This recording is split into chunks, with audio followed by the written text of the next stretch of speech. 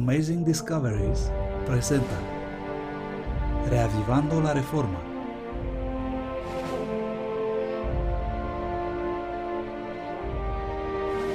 Presentado por el profesor Walter White.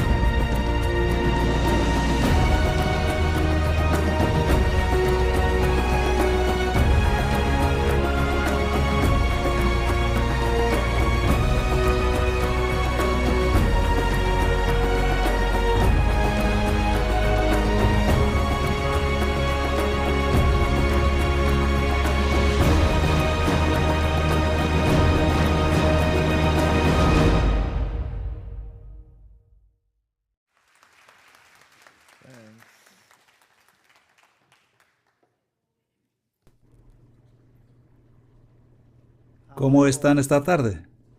La audiencia responde, ¿cómo está usted? Estoy bien. Probablemente se preguntan, ¿acaso está loco? ¿Y no sabe deletrear? Les aseguro que no hay nada equivocado en el título. Así que vamos a sumergirnos en esto y veamos a dónde vamos a llegar. Bueno, ¿qué significa los príncipes sostenibles y teletransportables? No princesas, sino príncipes. En inglés se pronuncian casi igual. Bueno, lo dejo a su imaginación a medida que avanzamos a través de este seminario para ver lo que esto implica exactamente. ¿Y qué tiene que ver el príncipe de Gales con todo esto? Esto viene directamente de su página web. Él está sonriendo ahí, ¿no? Sí, está muy feliz. Pero él puede incluso ser teletransportable, quién sabe. ¿Es el príncipe Charles el anticristo? Si vas a navegar las páginas web, vas a encontrar página web tras página web, libro tras libro tras libro, que él es el anticristo. Sí, vas a encontrar una gran cantidad de literatura si navegas. Ellos afirmarán que si se calcula su nombre es 666. Te darán todas estas informaciones informativos sobre que él es el anticristo. Y esta es una página web que habla de él y lo menciona en el resumen de noticias. El príncipe alado es el salvador del mundo. Fox News Live, 7 de marzo de 2002. Londres, el príncipe de Gales, va a ser inmortalizado en bronce como un musculoso dios alado vestido con nada más que un taparrabo. Él será el primer miembro vivo de la familia real que va a tener una estatua de tamaño natural dedicada en su honor.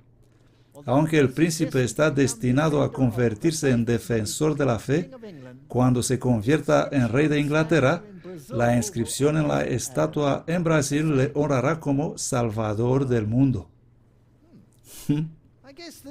Supongo que esta es una jugada respecto a su impacto ambiental. Cuando habló sobre el medio ambiente en la conferencia de Río, donde tuvo lugar, y él jugó un papel muy importante, y es por eso que le están poniendo ese nombre. Pero por supuesto, a los que les gusta especular, agarran estas cosas y dicen, Él es el hombre detrás de las escenas, Él es el que se prepara como el anticristo final. Pero si conoces tu Biblia, entonces no vas a caer en esta trampa, ¿no? Pero eso no quiere decir que no es interesante. Todo en el mundo es interesante. Y he descubierto algo en mi vida. Yo odiaba la historia. Cuando era niño en la escuela, no podría soportar la historia. Y luego cuando descubrí la verdad y todas estas cosas, la historia de pronto estalló y se hizo tan interesante y me hizo interesado en la arqueología y comencé a interesarme en las arenas del tiempo y todas estas cuestiones. Y la historia es más increíble que la ficción, mucho más increíble. Por desgracia, no siempre escuchamos la historia correcta. Y muchas veces la historia es reescrita para adaptarse a los tiempos presentes. En mi propio país existen totalmente nuevos libros de historia y planes de estudio de lo que había antes. Y los personajes principales parecen haber sido invertidos. Los que estaban en la parte superior se encuentran ahora en la parte inferior y los que estaban en la parte inferior se encuentran ahora en la parte superior. Así que la historia es mucho más subjetiva hoy. Depende cómo se mira. Así que el príncipe Charles, ¿qué nos puedes decir? ¿Y dónde encajas en el paisaje? Y si encajas en el cuadro, ¿tiene alguna importancia? ¿Qué dice la Biblia? ¿Quién es el anticristo? Bueno, los reformadores estaban todos unánimes en que los criterios de Daniel solo podrían cuadrar con el papado y nadie más.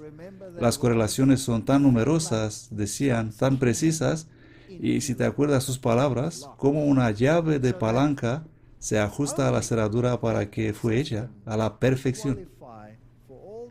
Así que solo el sistema papal puede clasificarse para todas las características enumeradas. En el libro de Daniel, en las profecías de Pablo y en las profecías del Apocalipsis. Así que ese es el anticristo y por desgracia, el príncipe Charles simplemente no cuadra. No hay manera que él hubiese gobernado durante 1260 años. Es demasiado joven para eso, ¿no? Y no hay manera de que él hubiese cambiado la ley de Dios y todas esas cuestiones. Él simplemente no encaja en el cuadro. Pero eso no significa que él no tiene un papel que jugar, como un miembro real muy proeminente. Bueno, aquí está su página web. Y él es fundador del Fórum Internacional de Líderes Empresariales. Y ahí está su página web. Puedes ir y echar un vistazo y dice por ahí, el Fórum Internacional de Líderes Empresariales pone los negocios en el centro del desarrollo sostenible. La clave número 1. El título. Así que él es un príncipe para el desarrollo sostenible. Y aquí está el perfil global del fórum. Este mapa interactivo cataloga la obra y la influencia mundial del fórum desde su creación en 1990, fundada por SAR, Su Alteza Real, el Príncipe de Gales. Somos una organización independiente sin fines de lucro que actualmente es sostenida por más de 100 de las empresas líderes del mundo. Eso es bastante impresionante. Son virtualmente activos en todos los países del mundo. Y ahí está el gran mapa del perfil global. Pueden ver que son activos en los Estados Unidos, son activos en Canadá, en todos los demás países son marcados. Así que él es un hombre muy, muy influente detrás de las escenas, correlacionando y siendo el presidente de todos estos mega conglomerados empresariales. El que hace girar el hacha en esos círculos tiene mucha influencia. Así que no hay que subestimar el poder de ese hombre. Él es el presidente de esos directivos. El Fórum de Líderes Empresariales del Príncipe de Gales ¿Qué nos dice acerca de él? La reunión de organización de 1990 en Charleston fue llamada Depositarios, el reto en un mercado global, y asistieron 100 ejecutivos de grandes organizaciones multinacionales. La misión del Fórum de Líderes Empresariales del Príncipe de Gales, FLEPG, es promover la mejora continua en la práctica de buena corporativa ciudadanía y el desarrollo sostenible a nivel internacional como una parte natural de la operación de negocios exitosos. El término desarrollo sostenible está de moda en estos días. Se usa en todas partes y en realidad es una palabra clave para algo muy diferente. Su objetivo es tratar con miembros y socios también, demostrar que las empresas tienen un papel fundamental y creativo a la hora de la prosperidad de las comunidades locales como socios en el desarrollo, en particular en las economías en transición, negocios, gobierno, comunidad en colaboración, para dar a conocer los valores de la responsabilidad empresarial en la práctica comercial internacional, fomentar la asociación entre empresas y comunidades como un medio activo eficaz para promover el desarrollo económico sostenible. ¿No suena bonito? Sí que suena muy bonito. El FLEPG opera en 26 países y concentrándose en los países postcomunistas y en las economías en desarrollo. Y son activos en todas y cada una de las naciones. Interesante. Así que sois muy poderosos. ¿Qué significa eso? Negocios, gobierno, colaboración con la comunidad. ¿Qué es el fascismo? A través de asociaciones público-privadas, el equilibrio de poder se desplaza de la gente al socio que posea la mayor cantidad de dinero. En cuanto el poder cambia a los bolsillos más profundos, eso es la corporación, entonces nos hemos movido hacia el fascismo, es decir, reinventar el gobierno de el más grande manda y las grandes empresas. La reducción del tamaño del gobierno federal con el fin de adaptarse al futuro gobierno mundial. Y en segundo lugar, el gobierno cambia a la privatización de los servicios públicos a través de asociaciones público-privadas. ¿Habéis notado que los alcaldes, el alcalde de una ciudad, los alcaldes en general, se han vuelto más y más y más prominentes en el mundo de hoy? ¿Habéis notado eso? En los viejos tiempos nunca te preocupaba lo que hizo el alcalde, pero hoy en día se escucha el alcalde de Nueva York, el alcalde de esa, el alcalde de otra. Ellos son todos gente muy, muy importante con influencia legislativa. Y nosotros en nuestro país, de donde yo vengo, vemos empresas y el gobierno en colaboración con la comunidad más y más y más y más. Lo que significa básicamente que si queremos nuevas carreteras para elevar la comunidad, bien, entonces el gobierno entra en asociación con las empresas y da empleo a la comunidad oprimida en esta nueva aventura, y cada camino se convierte en una carretera de peaje. La comunidad trabaja y la comunidad recibe el privilegio de tener que pagar extra por cada kilómetro que conduce por esa carretera. ¡Qué privilegio! Estoy tan agradecido cuando viajo en nuestras carreteras nuevísimas, y tengo que desembolsar $50 sudafricanos cada vez que voy a doblar una esquina. Es mejor caminar.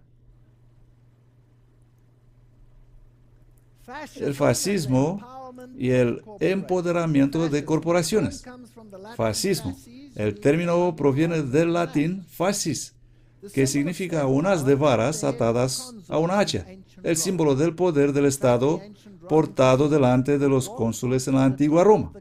De hecho, el cónsul de la antigua Roma iba en la cima del Capitolio y ponía su estándar ahí, y si el pueblo se inclinaba ante él y aceptaban su autoridad, entonces él ponía la fascia a su estándar. ¡Wow! Fascinante. ¿Tenemos Capitolios hoy fuera de Roma? ¿Tenemos edificios del Capitolio? ¿Tenemos colinas del Capitolio? Es solo una pregunta.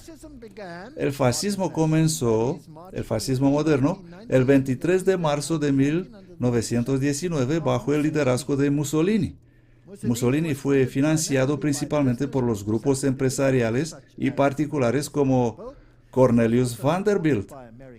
Él también recibió el apoyo de los banqueros estadounidenses.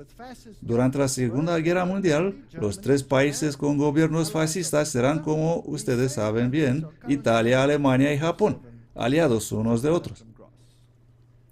Estos mismos países son los actuales miembros del Grupo de los Siete, dice Bertrand Gross. Así que estos países tienen una mega influencia, pero ellos son países derrotados, ¿verdad? Son países vencidos. Es increíble cómo los países que perdieron la guerra se han convertido en el centro económico del mundo. ¿No es increíble? La palabra sostenible representa el control. Si todo tiene que ser sostenible, entonces cada aspecto debe ser controlado. Así que se supone que todas las áreas deben ser levantadas. La comunidad se supone que beneficiará. Ustedes van a beneficiar de un nuevo sistema de alcantarillado en la comunidad. El gobierno y las empresas van a asociarse para el bien de la comunidad. Y estas bellas instalaciones se construirán con bombos y platillos y tu bolsillo se vaciará más porque ahora tienes que pagar una tasa adicional para que eso sea viable. Ese es el beneficio que obtienes. Necesitamos un nuevo sentido de responsabilidad para un nuevo siglo. Este es el discurso de Bill Clinton en 1997, su discurso de investidura. Escuchen las palabras de moda. Necesitamos un nuevo sentido de responsabilidad para un nuevo siglo, con una nueva visión del gobierno, un nuevo sentido de responsabilidad, un nuevo espíritu de comunidad. Vamos a mantener el camino de América. La promesa que hemos buscado en una nueva tierra, la encontraremos de nuevo en una tierra de nueva promesa. ¿No es fascinante? Cuando llegué a los Estados Unidos por primera vez hace muchos años, ¿cuál era esa canción en boga? Creo que era Neil Diamond. Estamos llegando a América. ¿Se acuerdan de eso? Hombre, qué entusiasmo. Todo el mundo quería venir a Estados Unidos. Y ahora nadie quiere ir a Estados Unidos. Están atemorizados pasar la frontera. Es increíble. Y ahí estaba un ciudadano bastante bueno, pensaba yo, e iba a dar una serie de conferencias en el sur de América, cerca de New Orleans, y vi el Mississippi por primera vez. ¡Qué emocionante! Y había un barco de vapor de Mississippi. Oh, ¿qué hará un turista cuando ve eso? Él va a sacar su cámara y va a tomar una foto. Acababa de tomar la fotografía cuando ese coche de la policía se puso a mi lado. ¡Separa las piernas! ¿Qué haces? Estoy tomando una foto de Mississippi. ¿Por qué tomas una foto de Mississippi? Porque está ahí. Media hora, la misma pregunta. Una y otra vez. Pensaba que me vuelvo loco. Él decía, ¿por qué tomabas una foto? Y luego la cambió por ¿por qué tomabas una foto de Mississippi? Yo dije, porque soy turista. Mi esposa no está aquí y quiero mostrarle el Mississippi. Me controlaron todo. Controlaron mis papeles, me verificaron en el ordenador y estuve ahí como una hora hasta que vino mi amigo y me rescató y dijo, ¿qué pasa aquí? ¿Por qué habéis retenido a este hombre? Pues tomaba una foto de Mississippi. Hombre, la próxima vez voy a tener cuidado con tomar fotos de Mississippi. Primero voy a mirar alrededor a ver qué pasa. Bueno, aquí estamos. Tenemos una nueva promesa que buscamos en una nueva tierra que encontraremos de nuevo en una tierra de nuevas promesas. Va a ser un mundo sostenible. Va a ser magnífico. ¿De dónde viene esta filosofía y qué significa? Bueno, vamos a ir a la Constitución Soviética de 1977, que reza: en los intereses de las generaciones presentes y futuras en la URSS, se toman las medidas necesarias para proteger y hacer un uso científico y racional de la tierra y sus recursos minerales e hídricos y los reinos animal y vegetal para preservar la pureza del aire y del agua, asegurar la reproducción de la riqueza natural y mejorar el medio ambiente humano. Fascinante. Ellos fueron los campeones del aire limpio, ¿no fueron ellos, la Unión Soviética? ¿Alguna vez has estado ahí? ¡Wow! Hay que ver las chimeneas. En el resumen ejecutivo del libro Empresas como socios en el desarrollo, creando riqueza para los países, las empresas y las comunidades, los autores escriben: en la mayoría de los casos, el debate ya no trata de alternativas extremas sobre el comunismo contra el capitalismo, sobre el mercado libre versus el control del Estado o la democracia contra la dictadura, sino de encontrar el bien común. Esta nueva palabra clave de un mundo en peligro y el desarrollo sostenible es la nueva palabra para obtener el control sobre cada aspecto de la humanidad, incluidos los gobiernos y los individuos. Estos son los Caballeros de Colón, esta organización católica que George Bush promovió y alabó profusamente. Miren su símbolo, ahí está, la fascia. Fascinante. Son, por supuesto, una organización católica empujando para la gobernanza católica en los Estados Unidos de América. Y si leemos aquí, porque hoy Roma considera que el régimen fascista como el más cercano a sus dogmas e intereses. No tenemos solamente al reverendo jesuita padre Coughlin, presentado a la Italia de Mussolini como una democracia cristiana, pero la Civiltà Católica, que es el órgano oficial de los jesuitas, por cierto, dice con toda franqueza: el fascismo es el régimen que corresponde más estrechamente a los conceptos de la Iglesia de Roma. Así que eso es lo que quiere Roma. Y el desarrollo sostenible, que requiere que el gobierno y las empresas colaboren con la comunidad, es fascismo. ¿Qué tendrás bajo el fascismo? Nada.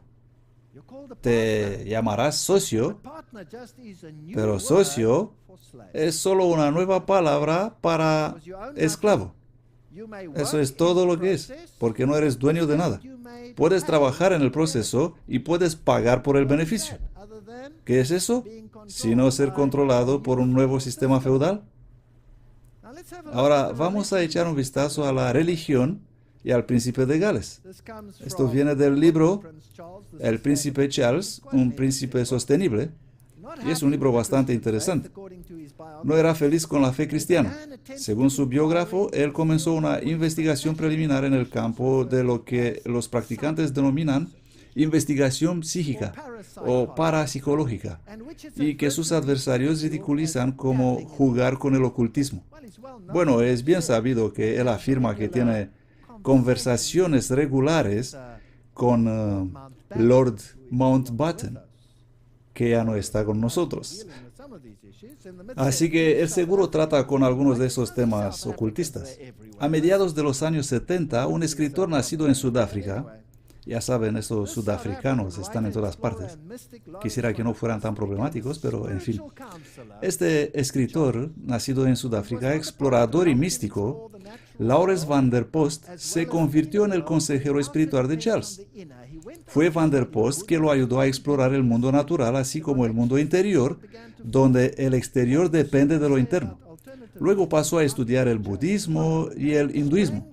Las convicciones que Charles comenzó a formar y que pronto iba a presentar acerca de la medicina alternativa, la arquitectura, el medio ambiente, se originaron a partir de un sentimiento espiritual del misticismo en la humanidad. Es interesante. Él también estaba muy interesado en lo que se llama la hipótesis Gaia. Charles estuvo muy influenciado por James Lovelock, quien formuló la hipótesis Gaia, que hoy se conoce como la adoración a la tierra. Otra forma de entender el holismo es darse cuenta que ese pervierte e invierte el Génesis 1. Hablamos de eso ayer por la noche, donde Él es igual, el ser humano, con la tierra, las plantas y los animales. Es una forma de panteísmo.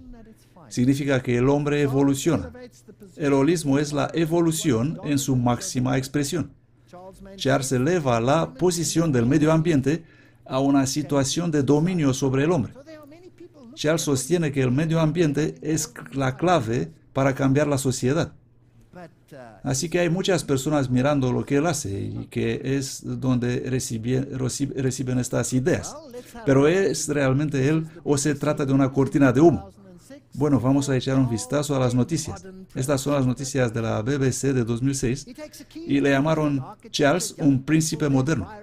¿No es amable de su parte? Él tiene un profundo interés por la arquitectura, por los jóvenes, por el medio ambiente y la salud. Apoya la agricultura ecológica desde 1984. ¿Hay algo mal con cualquiera de esos temas? Por supuesto que no. Mucho antes de que esa se convierta en un tema de consumo para las masas, y su creencia es vociferante en la conservación ha sido a menudo por delante de su tiempo. La visión del príncipe que, escuchen con atención, la visión del príncipe que cuando será rey, él podría cambiar su título de defensor de la fe en defensor de fe para reflejar la moderna Gran Bretaña multicultural, animó a muchos. Así que este príncipe moderno no quiere ser defensor de la fe, que está vinculado solo al cristianismo, él quiere ser defensor de fe. Así que el príncipe Charles reconoce el carácter multicultural de la Gran Bretaña moderna. Ahora mi pregunta es la siguiente. ¿El Vaticano y Gran Bretaña están en desacuerdo? Es interesante que hay solo dos supervivientes monarquías antiguas. Hay muchas monarquías, pero los dos más antiguos, que pueden tomar su linaje hasta el fondo, resultan ser Roma y Gran Bretaña. Vamos a leer. Las dos únicas personas en el mundo que comparten el mismo estatus, poder. Por favor, tenga en cuenta que esta persona dice el mismo, pero vamos a ver si eso es así. El mismo estatus, poder y posición son el Papa y la Reina. La sede papal se considera por la autoridad más antigua del mundo en la realeza. El almanaque de Gotha, ¿qué es eso? Es el portavoz más venerado con respecto a quién es la realeza en el mundo. Y el almanaque de Gotha dice que son las monarquías más antiguas del mundo. Así que el papado es la monarquía continua más antigua del mundo. Por lo tanto, eso hace del Papa un rey, con los cardenales de la Iglesia considerados como igual a los reyes, a los hijos de los reyes, el jefe de una religión mundial y el gobernante de un país reconocido, el Vaticano. La reina viene de la segunda monarquía más antigua del mundo. Ella es la cabeza de la Iglesia Anglicana y es el gobernante de Gran Bretaña, según lo muestran sus títulos, y que el ejército, la marina y la fuerza aérea del Reino Unido responde delante de ella. Esos son literalmente el ejército de su majestad, la marina de su majestad y la fuerza aérea de su majestad. Y en este país, la Canadá de su majestad, ¿verdad? Mírenlo en sus notas y lo verán ahí. Por lo tanto, ella es una persona muy importante. Y ella debería ser un gobernante importante a tener en cuenta, o ya lo es. Hoy quiero hablar historia con ustedes y después de que hemos hablado la historia, vamos a dirigirnos hacia el futuro y vamos a llegar a nuestros tiempos presentes. A esto lo llamo la batalla por Bretaña. ¿Conocen la batalla de Bretaña? ¿No es así? Esto es algo diferente. Esta es la batalla por Bretaña. Y quiero empezar esta batalla cuando Gran Bretaña estaba completamente en el campo romano católico. Y gobernaba un rey, y las fechas están ahí, y él gobernó entre 1154 a 1189 como rey de Inglaterra y también rey de Escocia, y su nombre era Henry II. Y ahí está. Y aquí es donde la historia da una vuelta, un giro fascinante. Ahora vamos a saltar a un tiempo un poco más moderno. 2 de febrero de 2005, que es cuando el Papa murió, y los periódicos del mundo recordaron sus grandes actividades, y en Inglaterra se acordó de las oraciones de cuando el Papa visitó Inglaterra en 1982, un momento memorable cuando el Papa bajó de su avión en su camino habitual, besó el suelo, lo que demuestra que el territorio era ¿de quién? Suyo. Ahora, siempre es interesante ver lo que hacen estos globalistas, y por la tarde una multitud de 80,000 se reunieron para la misa en el estadio de Wembley, en lo que fue considerado como la primera espectacular aparición en aire libre del Papa. Noten bien lo que cantaron. He's got the whole world in his hands, aplaudiendo a su llegada en papamóvil. Esto se traduce como: Él tiene el mundo entero en sus manos. Eso es lo que cantaban. Esta fue la primera visita de un papa a esa nación en los siglos. Ahora, ¿qué más hizo? El papa se reunió con el príncipe Charles y el arzobispo de Canterbury. El arzobispo de Canterbury es aparentemente sujeto ¿a quién? A la reina, porque ella es la cabeza de la iglesia anglicana. Después de la muerte del Papa, la gente de Kent ha recordado su histórica visita a Canterbury en 1982. Juan Pablo II fue el primer pontífice que visitó el Reino Unido cuando hizo la gira de 6 días por el país. El primero. Y permaneció, ¿cuánto? 6 días. ¿Cuántos días? 6. Visitó la Catedral de Canterbury el 29 de mayo para decir las oraciones con el entonces arzobispo de Canterbury, que resultó ser Robert Runcie. Ahí está en la imagen. Las calles estaban llenas de 25,000 personas y el Papa dijo a la congregación que era un día que los siglos y las generaciones habían esperado. ¡Wow! Eso es interesante. Muy interesante. Ahora vamos a retroceder para un poco de historia. Y noten lo que dijo el Papa. Esto es de Noticias BBC, sábado 2 de abril de 2005. BBC informa: el Papa y el Dr. Runcie se arrodillaron en oración silenciosa en la Plaza del Martirio, el lugar donde St. Thomas Becket fue asesinado en 1170. Ahora recuerden que nada de lo que ellos hacen es sin propósito. Y aquí el Papa y el arzobispo se ponen de rodillas ahí donde hace siglos atrás Thomas Becket fue asesinado. Aquí tenemos un relieve del asesinato de Thomas Becket. Hay 4 caballeros que oyeron por casualidad a Henry II hablando de este monje pestilente y pensaron en hacer un favor al rey y deshacerse de él. Y lo asesinaron. Y el canónigo honorario de la catedral, cuando el Papa estaba allí, dijo, cita, fue un momento muy conmovedor ver al Papa y al arzobispo de Canterbury rezando en el mismo sitio donde el más famoso de todos los arzobispos, Thomas Becket, había caído hace siglos. Fin cita. Me permito disentir en este punto. Pero, ¿quién soy yo si favorezco a Cranmer sobre este caballero?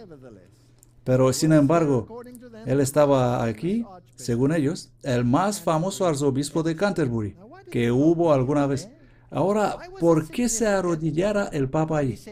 ¿Por qué era importante que él dijo, los siglos han esperado? ¿Y qué tiene todo el mundo en sus manos? ¿Por qué era esto importante? ¿Qué pasó hace tantos siglos en la época de Henry II? ¿Por qué fue asesinado el arzobispo Becket? Bueno, vamos a leer sobre esto. En la tradición de los reyes normandos, Henry II estaba dispuesto a dominar la iglesia como Estado. Aquí estaba un rey que decía, yo soy el jefe de mi propio país. Y tú, iglesia, vas a escucharme. En Clarendon Palace, el 30 de enero de 1164, el rey estableció 16 constituciones dirigidas a disminuir la interferencia eclesiástica de Roma. Roma, tomarás el segundo lugar en mi país. Yo estoy en primer lugar. ¿Haces esto a Roma y te salgas con la tuya? Pero el recién nombrado arzobispo de Canterbury se negó a ratificar las propuestas. Henry fue característicamente terco y el 8 de octubre de 1164 él llamó al arzobispo Thomas Becket delante del Consejo Real. El arzobispo sabía lo que venía, así que huyó. Él huyó a Francia y estuvo bajo la protección del rival de Henry, Luis VII de Francia. En 1170, el Papa estaba considerando la posibilidad de excomulgar toda Gran Bretaña. Solo el acuerdo de Henry que Becket podría volver a Inglaterra sin penalización impidió este destino. Así que aquí había una guerra entre la Iglesia y el Estado. Thomas Becket fue asesinado en 1170. El rey estaba furioso porque tuvo que ceder a esta presión y él hizo estas declaraciones sobre este monje pestilente y sus caballeros fueron y resolvieron el problema. Pero en realidad ellos crearon un problema grave. La historia es fascinante. ¿Saben que hay un viejo refrán que dice Roma nunca olvida? Bueno, los caballeros de Henry quisieron hacer un favor al rey. Solo 3 años después, Becket fue canonizado y venerado como un mártir. Solo 3 años y él era ya un mártir contra las interferencias seculares en la Iglesia de Dios. Ahora pueden ustedes entender por qué el Papa se arrodilló allí siglos más tarde. El Papa Alejandro III había declarado a Thomas Becket santo. El historiador John Harvey cree que fue un nuevo fracaso en la política religiosa de Henry, un aspecto en que parecía carecer de sutileza adecuada. Y políticamente Henry tuvo que firmar el compromiso de Avranches, que eliminaba de los tribunales seculares casi toda jurisdicción sobre el clero.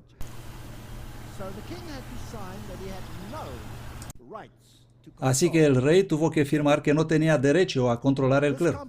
Este compromiso en 1172 marcó la reconciliación de Henry II de Inglaterra con la Iglesia Católica después del asesinato en 1170 de Thomas Becket. Henry fue purgado de toda culpa en el asesinato de Becket, pero estuvo de acuerdo en que los tribunales seculares no tenían jurisdicción sobre el clero, con las excepciones de alta traición, robo a mano armada e incendio. Fascinante. Ahora, lo que es aún más interesante, él tenía que ser castigado. Ahora, ¿quién es mayor? ¿El que está castigado o el que castiga? Bueno, echemos un vistazo a la historia. El asesinato hubo consecuencias de largo alcance para Inglaterra, pero el resultado inmediato fue que Henry II tuvo que hacer paz con la Iglesia. Él hizo esto 4 años más tarde, realizando penitencia en la Catedral de Canterbury. Fue golpeado por 80 monjes mientras llevaba cilicio y ceniza. Ahí está la imagen. Ahí está el pobre rey. Y ahí están los monjes golpeando al rey. Rey malito. Y pasó la noche en vela en la tumba del santo Thomas Becket. La iglesia no perdió el tiempo y canonizó a Becket. Henry también tuvo que prometer que va a recaudar dinero para las cruzadas y que va a hacer una cruzada o una peregrinación, pero no hizo ninguna. Había suficiente para hacer en casa. Así que estaba en problemas.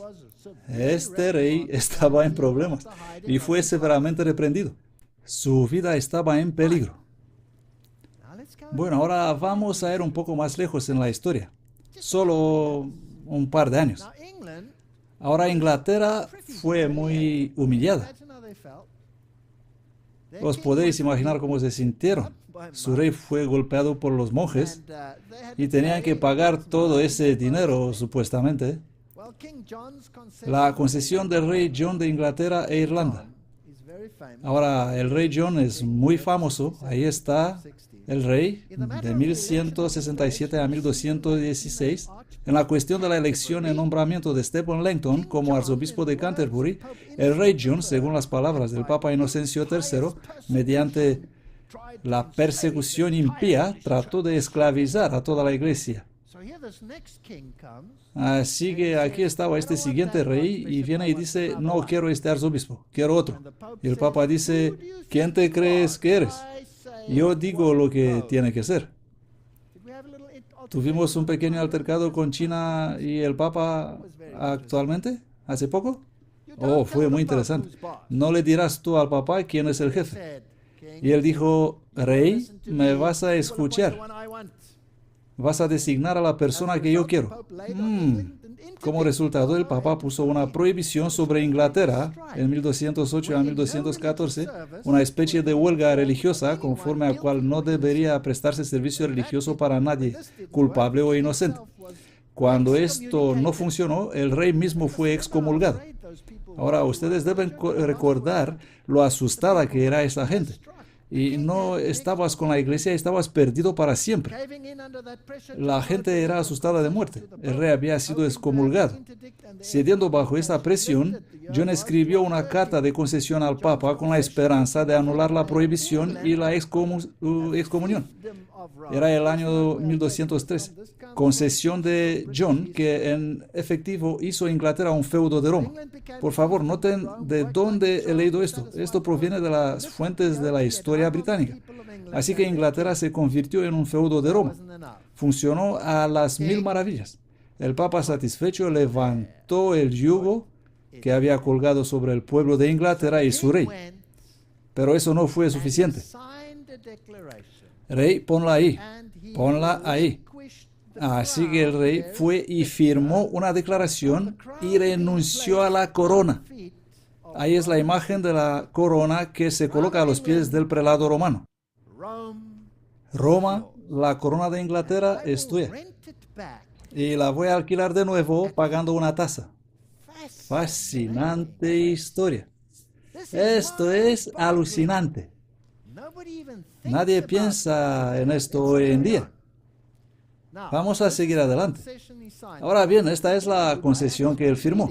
Y les voy a aburrir por leerlo realmente, porque no se puede obtener una historia más interesante que esta hoy en día. Este es el libro medieval, John I, concesión de Inglaterra al Papa. Esto es lo que dijo. John, por la gracia de Dios, rey de Inglaterra, señor de Irlanda, duque de Normandía, etcétera, etcétera, a todos los fieles de Cristo que mirarán a la presente carta, saludos. Deseamos que sea conocido por todos a través de esta nuestra carta. Noten las palabras. Carta, concesión, constitución. Acompañada con nuestro sello, que debido a que hemos ofendido en muchos caminos a Dios y a nuestra Madre, la Santa Iglesia, y en consecuencia se sabe que necesitamos mucho la misericordia divina, y no podemos ofrecer ninguna cosa digna de satisfacer debidamente a Dios y a la Iglesia, a menos que nos humillamos a nosotros mismos y a nuestros reinos, nosotros deseamos humillarnos a nosotros mismos delante de Él, que se humilló a sí mismo hasta la muerte para nosotros, inspirados por la gracia del Espíritu Santo, no inducidos por la fuerza o obligados por el miedo, sino por nuestro propio bien y espontánea voluntad, y por el consejo común de nuestros varones, libremente nos ofrecemos a ceder a Dios y sus santos apóstoles Pedro y Pablo, y a nuestra Madre la Santa Iglesia Romana, y a nuestro Señor Papa Inocencio y sus sucesores católicos, todo el reino de Inglaterra y todo el reino de Irlanda, con todos los derechos y pertenencias. Así que cualquier futuro beneficio de este reino está concedido ¿a quién? Al Papa. Para el perdón de nuestros pecados y de los de toda nuestra raza, así para los vivos como para los muertos, ahora recibiéndole y mantenernos como vasallo. ¿Qué es un vasallo? El que sirve. De Dios y de la Iglesia Romana, en la presencia de aquel hombre prudente, Pandulf, subdiácono y administrador de la casa del Señor Papa, juramos y manifestamos lealtad. Eso significa sumisión. Juramos lealtad a nuestro Señor Papa Inocencio, antes mencionado, y a sus sucesores, y a la Iglesia Católica Romana, de acuerdo con el impreso adjunto y en presencia del Señor Papa. Si podríamos acercarnos a él, vamos a hacerle un homenaje feudal. ¡Wow! No somos más que vasallos al Papa, comprometiendo a nuestros sucesores y a nuestros herederos por nuestra esposa para siempre, de manera similar, a manifestar lealtad y rendir homenaje a aquel que será el jefe pontífice en aquel momento. ¿Quién es hoy? Benedicto. Bueno, este es un documento interesante. Y a la Iglesia romana sin objeciones. Esto es trato hecho. Y por otra parte, como muestra de nuestra voluntad, establecemos y vamos a establecer y concedemos esto como obligación perpetua para siempre. Vamos a establecer que de los ingresos propios y especiales de nuestros reinos antes mencionados, y luego él habla de cuánto dinero le va a tener que pagar por alquilar de nuevo el privilegio de la corona del verdadero propietario, que es ahora ¿quién? ¿Quién es ahora el Papa? Que se convierte en el propietario. La palabra landlord, propietario, viene de la landlord, algo como señor prestador. Ahora, cuando eres dueño, recibirás una renta y por eso recibes ciertos privilegios. Así que aquí está lo que tenía que pagar. La Iglesia romana recibirá cada año 1,000 marcas esterlinas, es decir, en la fiesta de San Miguel, etc. Y luego todos los demás gastos que tenían que pagar, salvando para nosotros y para nuestros herederos nuestros derechos, libertades e insignias. Así que corona, nuestra pompa, nuestra gloria, la hemos alquilado del Papa contra estas tasas. Nos obligamos a nosotros mismos y a nuestros sucesores a no actuar en contra de ellos. Y ahora mira con cuidado. Si nosotros o cualquiera de nuestros sucesores tuviera la presunción de intentar esto, de atacar esta carta, es decir, sea quien sea, a menos que sea debidamente advertido cuando venga a su reino y sus sentidos, él perderá su derecho al reino y esta carta de nuestra obligación y concesión permanecerá siempre firme. Así que si rompemos este acuerdo, se pierde la corona para siempre. ¡Wow! ¿Qué pasó? Estoy emocionado. Quiero saber qué pasó. Espero que ustedes también. ¿Cuándo firmó el rey esto? Ahora, por favor, tengan en cuenta esto. La trama se complica. Esto viene de documentos históricos selectos de la Edad Media. Yo mismo, este es el rey, doy testimonio en la casa de los caballeros templarios cerca de Dover, en la presencia del maestro arzobispo de Dublín, maestro G, obispo de Norwich, y luego pasa la lista entera de los que estaban ahí presentes, y firmó la concesión. Así que la corona pertenece a Roma, pero el rey lo ha alquilado. Ahora, ¿rompieron ellos alguna vez el acuerdo? Bueno, eso era una gran cantidad de dinero, 1,000 marcos esterlinas, más los otros gastos que tuvieron que pagar, además del obolo de San Pedro que debía ser pagado. Bretaña gimió bajo este rey. Aquí es donde entran las leyendas, el tiempo de Robin Hood y todo eso, y cuando la historia ha sido distorsionada. El tiempo es malo, pero los eventos son interesantes.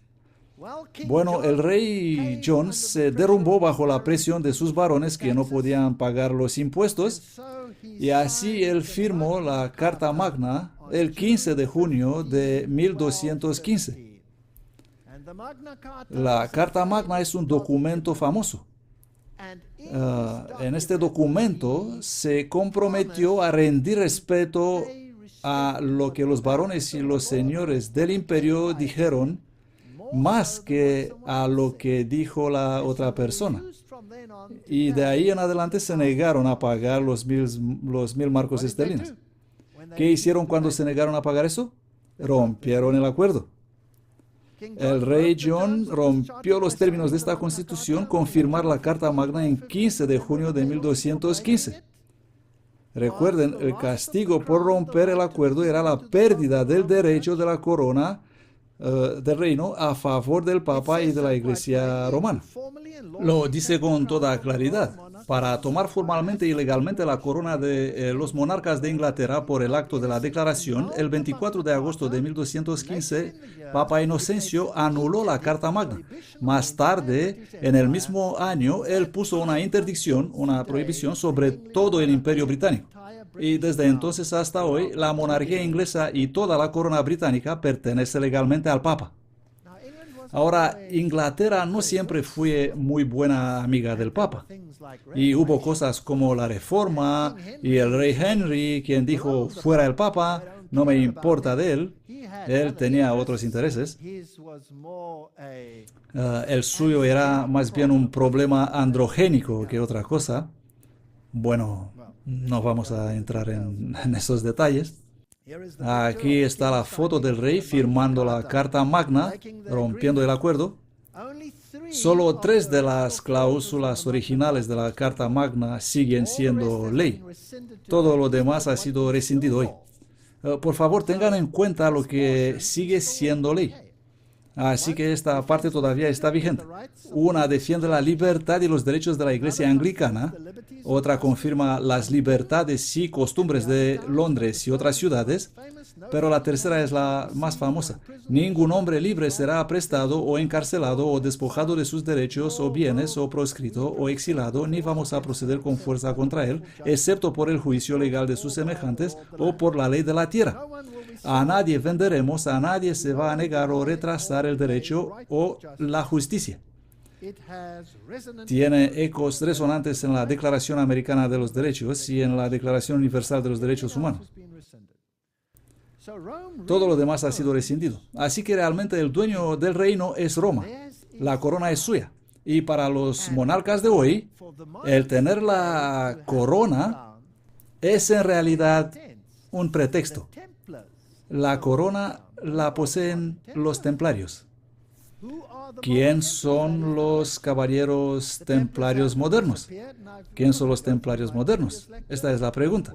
¿Han desaparecido los templarios? No voy a repetir mis conferencias anteriores donde hemos hablado sobre las sociedades secretas, las podéis procurar en DVDs, pero les voy a ofrecer una pequeña pista. Estos son los caballeros templarios. Noten por favor sus regalias, sus vestiduras. Aquí está un templario, esta es la túnica de los templarios. Noten que tiene esta faja en el lado izquierdo con la cruz templaria en ella. Su símbolo principal es, por supuesto, la corona con la cruz. Ellos han unido el poder de la corona de la realeza de los reyes con la cruz. Ellos están al mando. Ellos controlan a los reyes mediante los caballeros templarios. Todos los sucesores de los caballeros templarios. Ahora, ¿quiénes son los sucesores? Noten por favor la ropa, mírenla atentamente. Y luego vamos a ver la enciclopedia católica. Esto viene de la enciclopedia católica. Aquí está la misma túnica. ¿Sí o no? Hospitalarios de San Juan de Jerusalén, también conocidos como los Caballeros de Malta. La más importante de todas las órdenes militares, tanto por la extensión de su área como por su duración. Se dice que han existido antes de las cruzadas y aún no se han extinguido en la actualidad. Ahora, los Caballeros de Malta, por supuesto, están en cohesión y la convivencia con los jesuitas. Y hasta hubo guerras entre los jesuitas y los caballeros de Malta.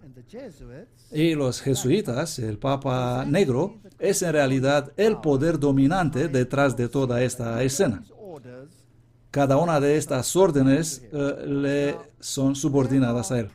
Ahora hay grupos protestantes hoy que pretenden que son protestantes, pero en realidad son caballeros de Malta. Ahora me pregunto, ¿quién se podría un vestido similar a eso? Estar solamente al servicio de Papa, porque los caballeros de Malta son una orden militar papal. Oh, fascinante. Ahí tenemos a nuestra reina. Ella tiene las insignias de los hospitalarios. Ahora se afirma que esta es la versión protestante. La reina recibe a los voluntarios de la ambulancia San Juan. Su Majestad es soberano de la Orden de San Juan. El emblema de la Orden de San Juan, la rama ecuménica inglés protestante de la Orden de Malta, que es una sociedad secreta católica. Ahora vamos a echar un vistazo a los caballeros de Malta. Aquí tenemos al Papa Benedicto, y el alto comandante, el maestro de la Orden de Malta. Él murió este año, en 2008. Papa Benedicto saluda al gran maestro de la Orden de Malta, el príncipe Andrew Willoughby Ninian Bertie, en el Vaticano. Noten que el príncipe está al servicio del Papa y que él es el gran maestro. Cada caballero de Malta está subordinado a él, entonces ¿a quién es subordinada la reina? Debe estar al servicio de él, quien es a su vez subordinado al Papa. Ahora, el príncipe Andrews Willoughby Ninian murió en 2008, en ese mismo año, y el próximo en ser nombrado será el nuevo Gran Maestro. Roma, 11 de abril de 2008. El Gran Maestro recién elegido de la Orden de Malta, Su Alteza Eminentísima Matthew Festing, fue recibido esta mañana en audiencia privada por su santidad el Papa Benedicto XVI. Es interesante que este es un Gran Maestro británico. Y si tú eres un Gran Maestro de los Caballeros de Malta, tienes que ser de la realeza. Debes tener un título real. Debes ser rey. Debes ser real. Así que este hombre es de la realeza, sujeto a Roma. Ahora, hay varias órdenes en Gran Bretaña y todas ellas forman diferentes niveles de esta jerarquía secreta que es por la ley sujeta al papado romano. Ahora, por supuesto, la Reforma ha perturbado esto durante mucho tiempo, pero aquí a vista del Papa fue fascinante. ¿A dónde se fue él arrodillando?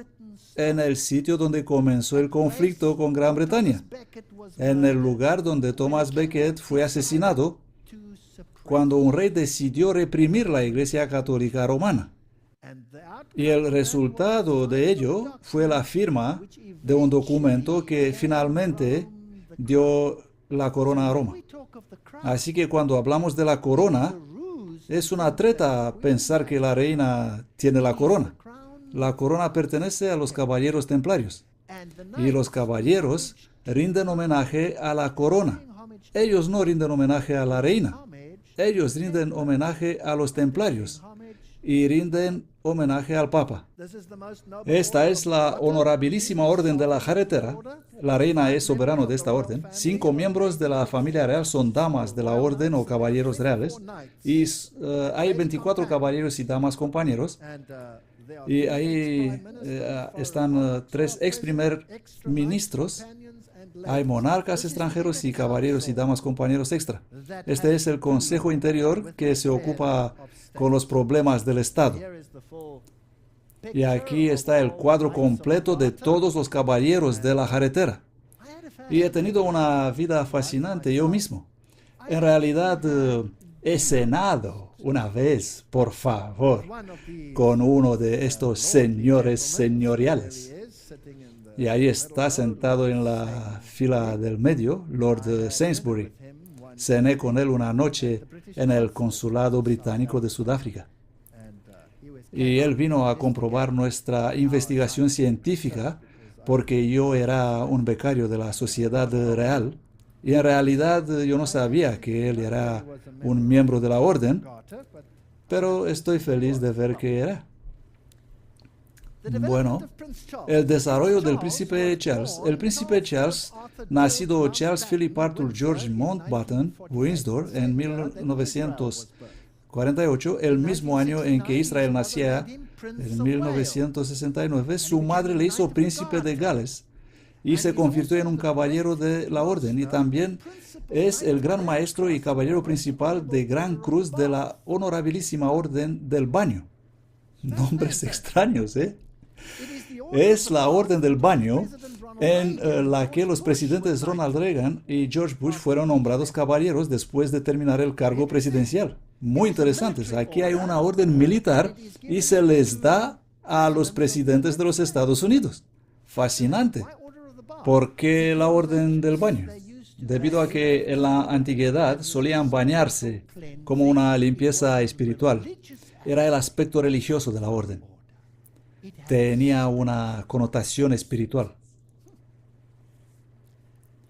Aquí la reina coloca la corona sobre la cabeza del principito Charles en 1969, cuando se convirtió en el príncipe de Gales.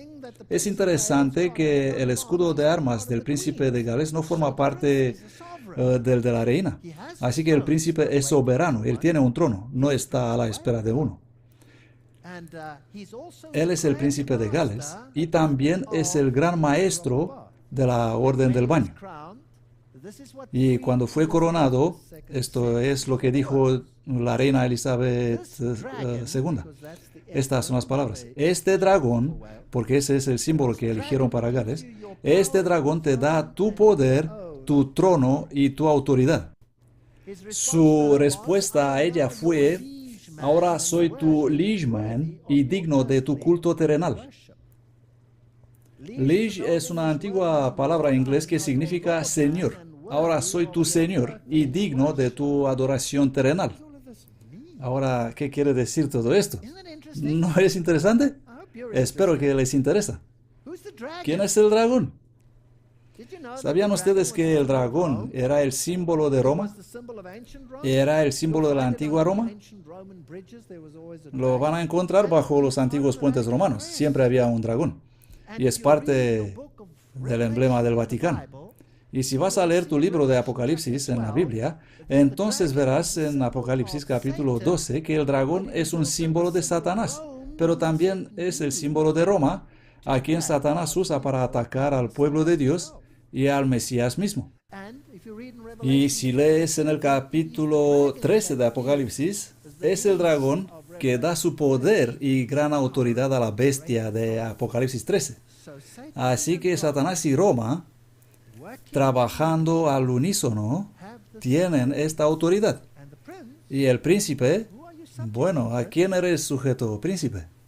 Bueno, ¿qué hay en un nombre? Saben, Papa Benedicto hicieron tanto alboroto cuando eligieron su nombre. ¿Se acuerdan de eso? Y hubo un montón de escritos acerca de la importancia del nombre, porque un nombre significa algo. Así que voy brevemente a través de esta historia y luego tendremos un breve descanso. Charles I de Inglaterra. Vamos a observar estos nombres. Charles entabló una acerba batalla por el poder con el Parlamento de Inglaterra. Miren por favor la fecha, 1625-1649. Entonces Roma estaba firmemente al control. Ellos tenían la corona, tenían el poder, controlaban los reyes de Inglaterra y luego algo terrible pasó en la historia. Empezó la reforma protestante y Roma perdió ese poder, no legalmente, sino por la fuerza del poder. La reforma echó fuera a Roma. ¿Creen ustedes que Roma iba a renunciar a esa corona? Y así comenzó la batalla sobre la Gran Bretaña. La reforma llegó en el medio y hubo batallas y ríos de sangre. Y la reina Elizabeth I de Inglaterra se convirtió en ese poderoso monarca protestante que cubrió Europa y puso la Biblia al alcance de todo el mundo como consecuencia de sus acciones. Antes de ella, ellos asesinaron a los monarcas y la reina Bloody Mary, Mary la sanguinaria, la reina Mary masacró a los protestantes y luego los protestantes se apoderaron, estaban hartos de todo el derramamiento de sangre. Y Roma trató de obtener el control sobre los reyes. El rey Charles entabló una acerba batalla por el poder con el Parlamento de Inglaterra. Fue un defensor del derecho divino de los reyes y muchos sujetos a Inglaterra temían que él trataba de obtener el poder absoluto. Y él quiso fortalecer su poder. Los conflictos religiosos impregnaron el reinado de Charles. Él se casó con una princesa católica, Henrietta María de Francia. Así que tuvo conexiones católicas sobre las objeciones del Parlamento y la opinión pública. se alió más con figuras religiosas controversiales, incluyendo a todos estos prelados católicos centrados. Y así el Parlamento y la Iglesia de Inglaterra pensaron que estaba demasiado cerca del romano catolicismo. Los intentos posteriores de Charles para forzar la reforma religiosa sobre Escocia condujeron a las guerras episcopales. Luego tuvo guerras con los pactantes de Escocia que dijeron, no, en ninguna manera harás eso. Y finalmente el resultado del asunto fue que fue ejecutado. Así que aquí fue el primer rey que dijo de nuevo, vamos a volver al catolicismo. Vamos a suprimir las iglesias protestantes. Él designó los obispos que quería en Escocia. Empezaron las guerras, hubo derramamiento de sangre en el país. Así que aquí hubo un Charles que se levantó a favor del catolicismo. Él pagó el precio. Después vino Cromwell. Inglaterra fue gobernada por los puritanos y Cromwell. Y luego vino otro Charles, Charles II. Charles intentó introducir la libertad religiosa para los católicos y los protestantes disidentes, pero el Parlamento inglés le obligó a retirarlo. En 1679, las supuestas revelaciones de Titus Oates sobre un complot papista provocaron la crisis de exclusión, cuando se reveló que el hermano de Charles, el heredero al trono, era romano católico. Así que aquí hubo otro que dijo, yo tengo inclinaciones muy católicas. Y mira lo que lleva puesto. Lleva la túnica del Orden de la Jarretera. Ahí está la faja azul de la Orden de la Jarretera. ¿No es fascinante la historia? El proyecto de ley de exclusión tenía como propósito excluir al hermano heredero del rey por ser católico. Así que ellos no querían un monarca romano católico. Dijeron que el monarca tenía que ser protestante. ¿Será Roma feliz con esto? Absolutamente no.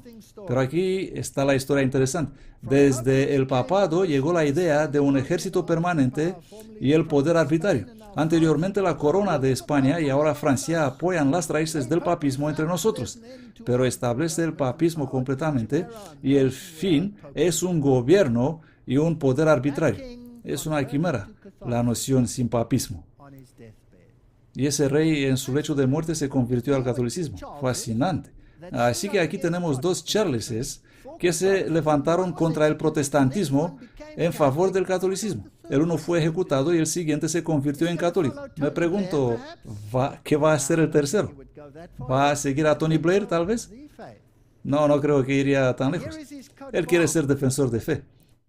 Aquí está su escudo de armas, y esto es fascinante. Hay quienes especulan sobre su escudo de armas, ya que dicen que en la parte inferior ahí, en alemán, aunque algunos dicen que es una perversión de galés, no importa, dice Ich dien, yo sirvo.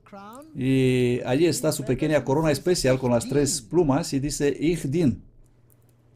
Y luego está el dragón rojo. ¿Podría significar sirvo al dragón rojo? ¿Es eso posible?